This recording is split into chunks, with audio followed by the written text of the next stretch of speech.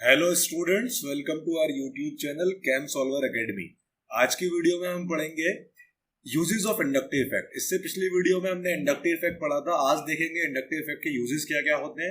Stability of carbocation, stability of carbanion, stability of free radical, ये सब inductive effect से देखा जा सकता है और कंपैरिजन भी किया जा सकता है एसिडिक स्ट्रेंथ का।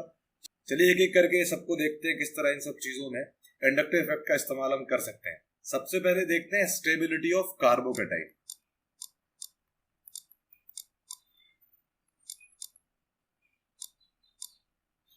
देखिए एक एक एग्जांपल से समझते हैं स्टेबिलिटी ऑफ कार्बोकैटायन में इंडक्टिव इफेक्ट को कैसे यूज करेंगे।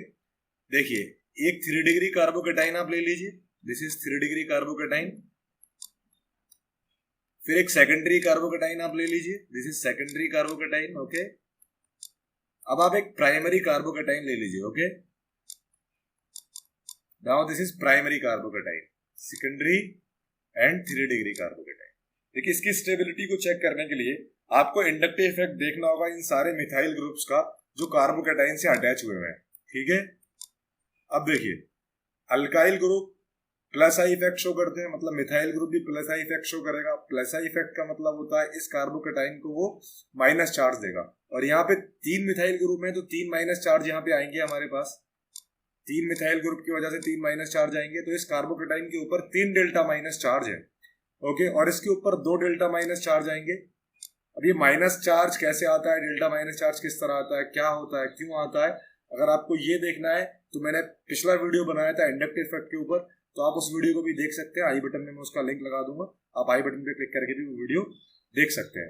अब देखिए यहाँ पे भी डेल्टा माइनस आएगा और यहाँ पे एक डेल्टा माइनस आएगा क्योंकि यहाँ पे एक मिथाइल ग्रुप यहाँ पे लगा हुआ है। ओके, अब देखिए 3 बार यहाँ पे डेल्टा माइनस आया, यहाँ पे 2 बार डेल्टा माइनस आया, यहाँ पे 1 बार डेल्टा माइनस आया। चार्ज डेंसिटी अगर ज्यादा होती है तो स्टेबिलिटी कम होती है।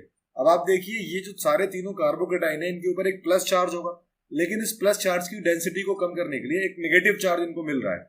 तो 3 डिग्री कार्बोकैटायन को सबसे ज्यादा नेगेटिव चार्ज मिल रहा है, जिसकी वजह से उसकी चार्ज डेंसिटी सबसे कम होगी, जिसकी वजह से वो सबसे ज्यादा स्टेबल होगा। ओके, इसी तरह सेकेंडरी की भी चार्ज डेंसिटी प्राइमरी से कम होगी। इसी तरह इसका जो ऑर्डर होगा 3 degree, 2 degree and primary. Okay, ये होता है कार्बोकैटायन की स्टेबिलिटी का ऑर्डर। देखिए आप इस चीज को दूसरी तरीके से भी समझ सकते हैं। आप इसको इस तरह समझ सकते हैं कि कार्बोकैटायन इलेक्ट्रॉन डेफिशिएंट मॉलिक्यूल है, उसको 2 इलेक्ट्रॉन्स की जरूरत होती है। तो वो क्या चाहता है कि उसके ऊपर नेगेटिव चार्ज हो या उसके आसपास कहीं ना कहीं नेगेटिव चार्ज हो। तो नेगेटिव चार्ज लविंग मॉलिक्यूल है कार्बोकैटायन, क्योंकि उसको 2 इलेक्ट्रॉन्स चाहिए, इसलिए जितना ज्यादा नेगेटिव चार्ज होगा उतना ज्यादा कार्बोकैटायन स्टेबल होगा। इसे ऐसे भी आप समझ सकते हैं कि 3 डिग्री कार्बोकैटायन सबसे ज्यादा स्टेबल होता है, फिर सेकेंडरी, फिर प्राइमरी। ओके, अब एक और एग्जांपल देखते हैं। चलिए 3 कार्बोकैटायन बनाते हैं, फिर उसमें चेक करेंगे किसकी स्टेबिलिटी सबसे ज्यादा है। अब देखिए आप ये 4 कार्बोकैटायन यहाँ पे हैं, मान लीजिए ए है, ये बी है, ये सी है, ये डी है। इनकी स्टेबिलिटी को चेक करना है। सबसे पहले आपको ये चेक करना होगा ये CN, ये F, ये NO2 किस इफेक्ट, कौन सा इफेक्ट शो करते हैं, प्लस आई या माइनस आई। तो देखिए ये चारों के चारों माइनस आई इफेक्ट शो करते हैं, चारों माइनस आई के हैं। ये भी माइनस आई का है, ये भी माइनस आई का है, ये भी माइनस आई का है, NO2 माइनस आई का है। ओके, तो ये चारों माइनस आई इफेक्ट शो करते हैं। तो माइनस आई इफेक्ट शो करने का मतलब है कि ये कंपाउंड को प्लस चार्ज देंगे, मतलब प्लस चार्ज की डेंसिटी को बढ़ा देंगे। चार्ज डेंसिटी बढ़ जाएगी, जितना ज्यादा माइनस आई इफेक्ट होगा उतना अनस्टेबल कंपाउंड होगा। ओके, क्योंकि देखिए कार्बोकैटायन इलेक्ट्रॉन डेफिशिएंट मॉलिक्यूल है, वो बिल्कुल नहीं चाहता उसके ऊपर और प्लस चार्ज आए।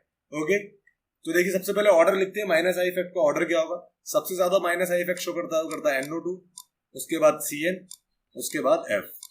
ओके, तो देखिए तो NO2 सबसे ज्यादा माइनस आई इफेक्ट शो करता है, तो C और D सबसे कम स्टेबल होंगे, ये सबसे ज्यादा अनस्टेबल होंगे। ओके, अब C और D में आपको चेक करना है कि कौन ज्यादा स्टेबल अनस्टेबल है। तो C और D के बीच में कंपैरिजन इस तरह कर सकते हैं कि ये जो NO2 है ये प्लस चार्ज के बराबर में है, और ये जो NO2 है ये प्लस चार्ज से दूर है।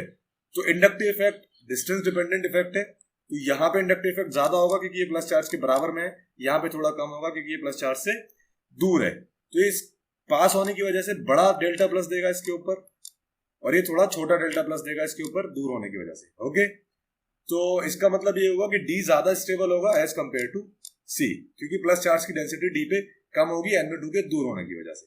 अब A और B में चेक करिए, Cn ज्यादा इंडक्टिव इफेक्ट शो करता है, माइनस आई इफेक्ट, जिसकी वजह से बड़ा प्लस देगा, ये बड़ा प्लस देगा as compared to fluorine. Okay, fluorine सबसे छोटा प्लस देगा। तो फिर बी ज्यादा स्टेबल होगा क्योंकि फ्लोरीन छोटा डेल्टा प्लस देगा, उसके बाद ए। तो इसकी जो स्टेबिलिटी का ऑर्डर है वो है डी सी बी ए। ओके, अब देखिए, अब देखते हैं स्टेबिलिटी ऑफ कार्बोएनाइन को कैसे देख सकते हैं हम इंडक्टिव इफेक्ट का यूज करके।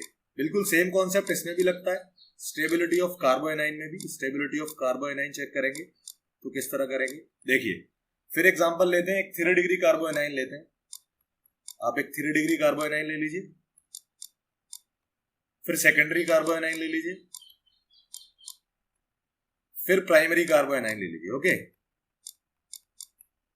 तो ये 3 है, 3 डिग्री, सेकेंडरी एंड प्राइमरी कार्बोएनाइन। अब इन कार्बोएनाइंस में देखना आपको कौन सबसे ज्यादा स्टेबल है और कौन कम स्टेबल है। अब देखिए, कार्बोएनाइन के ऊपर नेगेटिव चार्ज होता है और इंडक्टिव इफेक्ट की वजह से भी माइनस चार्ज ही आता है, नेगेटिव चार्ज ही आता है, और उससे क्या होगा, चार्ज डेंसिटी बढ़ जाएगी। तो यहाँ पे 3 बार माइनस चार्ज आएगा क्योंकि मिथाइल ग्रुप का 3 बार इंडक्टिव इफेक्ट लगेगा, तो यहाँ पे 3 टाइम्स डेल्टा माइनस आएगा। ओके, और यहाँ पे 2 टाइम्स डेल्टा माइनस आएगा, और यहाँ पे सिंगल टाइम डेल्टा माइनस आएगा। तो चार्ज डेंसिटी अगर आप देखें तो जो प्राइमरी कार्बोएनाइन है उसकी सबसे ज्यादा कम है क्योंकि उस पर सबसे कम नेगेटिव चार्ज है, तो इसकी स्टेबिलिटी प्राइमरी की सबसे ज्यादा होगी क्योंकि चार्ज डेंसिटी ज्यादा होने से स्टेबिलिटी कम होती है। तो प्राइमरी की चार्ज डेंसिटी सबसे कम है इसलिए सबसे ज्यादा स्टेबल है, उसके बाद सेकेंडरी, और उसके बाद 3 डिग्री। ओके, चलिए देखते हैं एक और एग्जांपल इसका, stability of carbanion by inductive effect. एक और एग्जांपल जब आप इसका देखेंगे तो इसका एक और एग्जांपल है।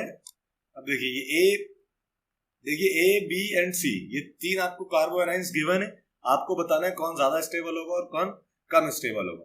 तो इनकी स्टेबिलिटी चेक करने के लिए आपको फिर से इंडक्टिव इफेक्ट का ऑर्डर पता होना चाहिए। तो इसमें इंडक्टिव इफेक्ट का ऑर्डर जो होगा वो होगा NO2 CN एंड F। तो NO2 सबसे बड़ा माइनस आई इफेक्ट शो करता है, और ये माइनस आई के हैं, ये भी पता होना चाहिए आपको, ये माइनस आई के हैं। ओके, मैंने इंडक्टिव इफेक्ट पे पहले वीडियो बनाया है, अगर आपको इंडक्टिव इफेक्ट नहीं समझ में आ रहा है तो पहले आप जाके वो वीडियो देख सकते हैं, फिर आप आगे ये वीडियो देख सकते हैं। ओके, फिर आपको ज्यादा समझ में आएगा।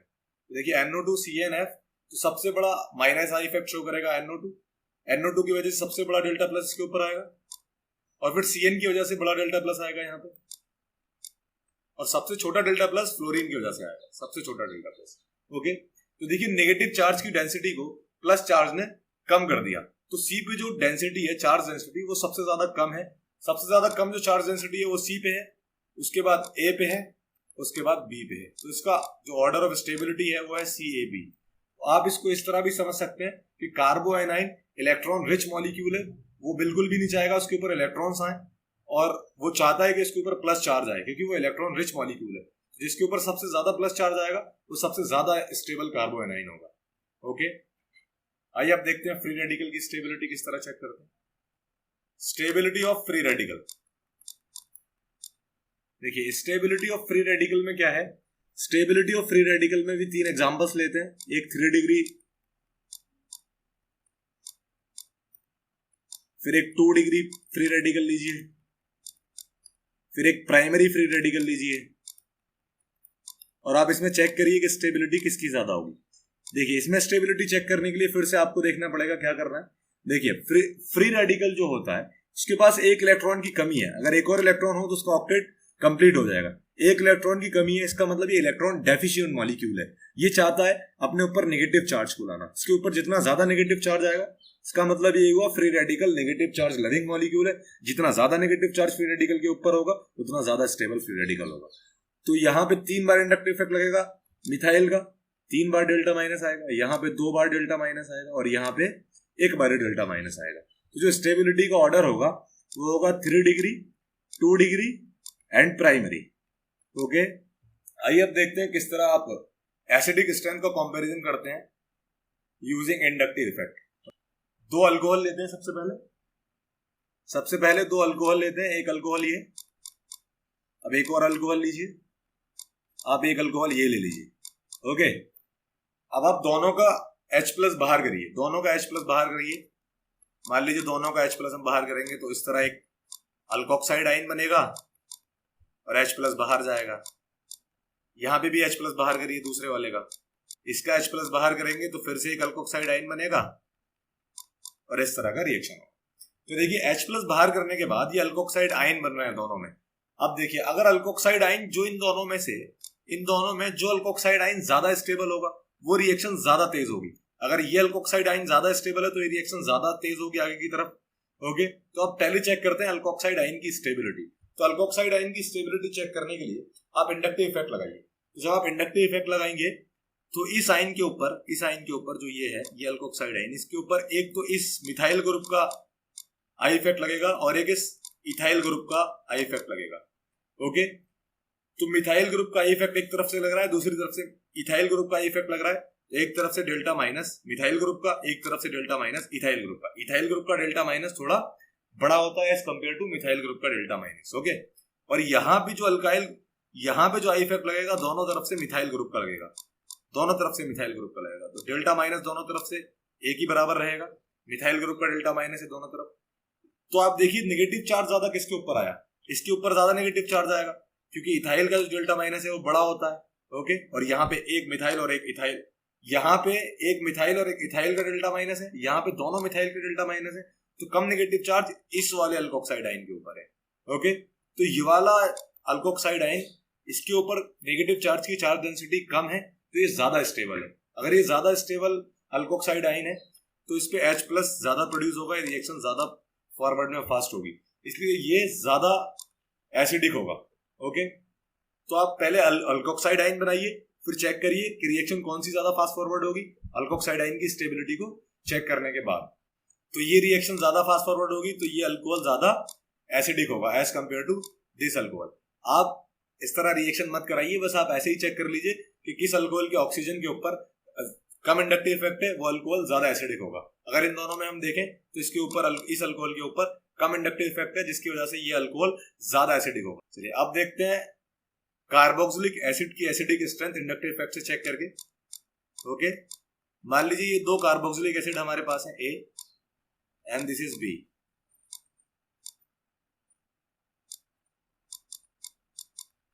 देखिए इसमें छोटा अल्काइल ग्रुप लगा हुआ है और इसमें बड़ा अल्काइल ग्रुप लगा हुआ है इस कार्बोक्सिलिक एसिड। अगेन क्या होगा, अगेन आपको ये चेक करना है किसका एनाइन ज्यादा स्टेबल बनेगा, मतलब किस पे इंडक्टिव इफेक्ट कम होगा। जैसे कि अगर आप इसकी एसिडिक स्ट्रेंथ चेक करेंगे और फिर इसकी भी एसिडिक स्ट्रेंथ चेक करेंगे तो आप दोनों तरफ एनाइन बनाएंगे और एनाइन की स्टेबिलिटी चेक करेंगे। तो कौन सा एनाइन ज्यादा स्टेबल होगा, ये एनाइन ज्यादा स्टेबल होगा इस एनाइन के कंपैरिजन में, क्योंकि इस पे एक बड़ा इंडक्टिव इफेक्ट लग रहा है बड़े अल्काइल ग्रुप का, इस पे छोटे अल्काइल ग्रुप का छोटा इंडक्टिव इफेक्ट लगेगा। ओके, तो ये एनाइन ज्यादा स्टेबल होगा जिसकी वजह से एक कार्बोक्सिलिक एसिड ज्यादा एसिडिक होगा। ओके, तो आप यहाँ पे भी इंडक्टिव इफेक्ट चेक कर सकते हैं, जिसपे कम इंडक्टिव इफेक्ट लग रहा है वो कार्बोक्सिलिक एसिड ज्यादा एसिडिक होगा as compared to other carboxylic acid. Okay students, thanks for watching the video. Please do subscribe our channel.